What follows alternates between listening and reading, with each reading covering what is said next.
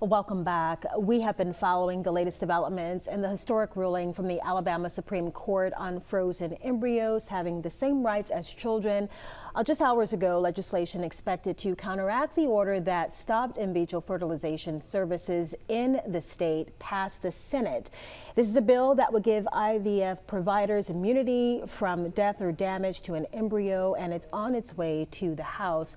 We've got Pastor Derek here from First Baptist of Tillman's Corner to weigh in on what is really a difficult conversation for a lot of people, and I thank you for stopping by. Yeah, thank you for giving me the opportunity. This is a very difficult, it's a very complicated issue, personally, pastorally, and even in some ways theologically. Yeah, we were talking just moments ago about how one of the justices in making this decision included a number of arguments, religion being one of them. So what does, Scripture say about when life begins? I think the key verse would be Psalm 139:13. It's often cited in the pro-life argument.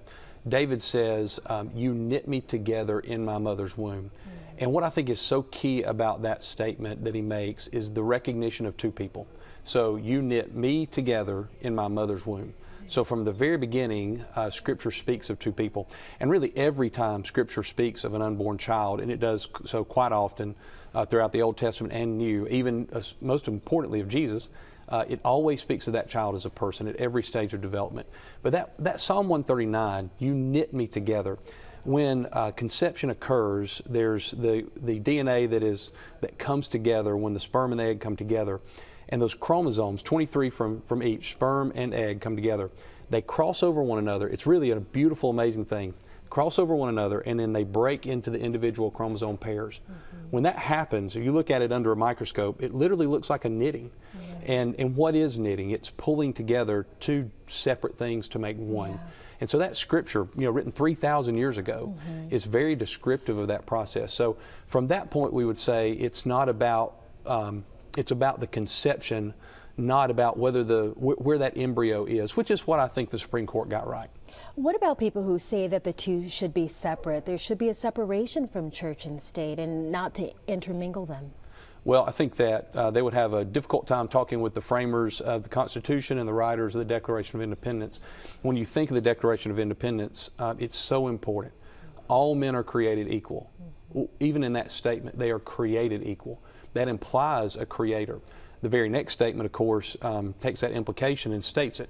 So all men are created equal and are endowed by their creator with certain inalienable rights.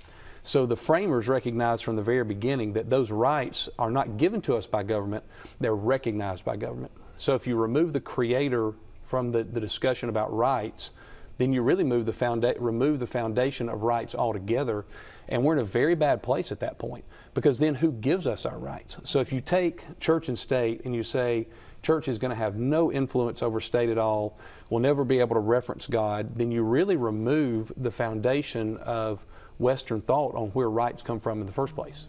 So in your opinion, did the court get it right?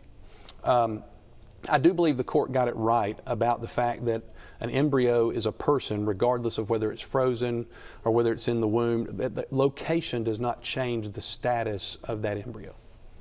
Thank you, Pastor, for stopping by. We're out of time. I wish we could talk more about this.